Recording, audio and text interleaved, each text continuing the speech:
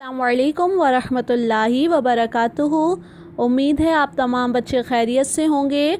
आज हम इस्लामियात में डे 37 के #16 में पढ़ेंगे सबक अरकान इस्लाम का तारुफ़ और बुलंदी पर चढ़ते और उतरने की दुआ। सबसे पहले मैं आपको सबक अरकान इस्लाम का तारुफ़ करवाती चलूँ कि अरकान इस्लाम किसे कहते हैं। ठीक है, हमारा दीन इस्लाम है और इस्लाम के 5 अरकान है। अरकान का मतलब होता है कि वो बेसिक काम जो हमें करना ज़रूरी है। एक मुसलमान के लिए वो 5 काम करना ज़रूरी है।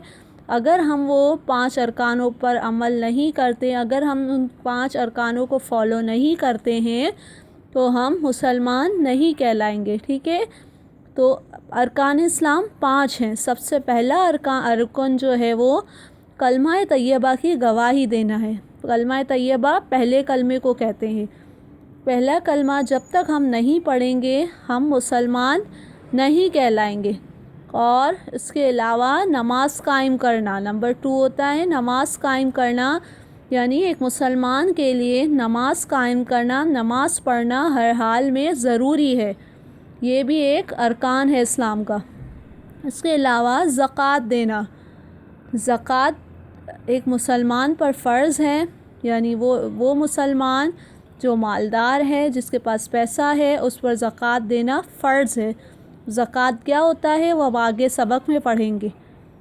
रमज़ान के रोज़े रखना, अब मुसलमान के लिए रमज़ान के रोज़े रखना हर हाल में फ़र्ज़ है।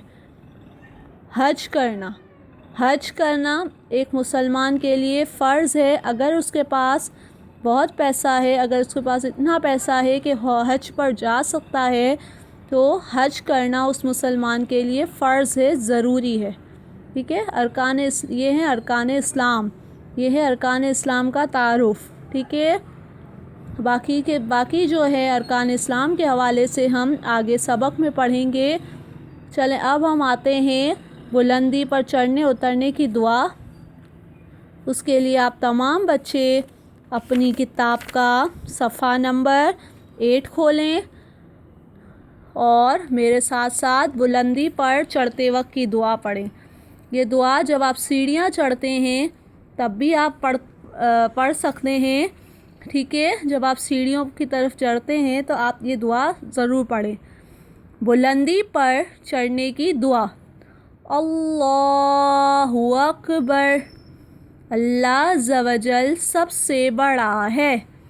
फिर से एक बार दुआ पढ़ते हैं।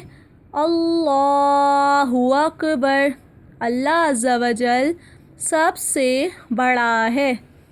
नीचे उतरने की दुआ। सुबहान अल्लाह, नीचे उतरते वक्त की दुआ सुबहान अल्लाह, अल्लाह अज़्ज़ा वजल हर ऐब से पाक है। ठीक है, ये थी बुलंदी पर चढ़ते और उतरते वक्त की दुआ। अब आपका घर का काम ये है कि आपको बुलंदी पर चढ़ते और उतरते वक्त की दुआ याद करनी है और इस पर फॉलो भी करना है, आपको अमल भी करना है। ठीक है, ओके, थैंक यू, अल्लाह हाफ़िज़।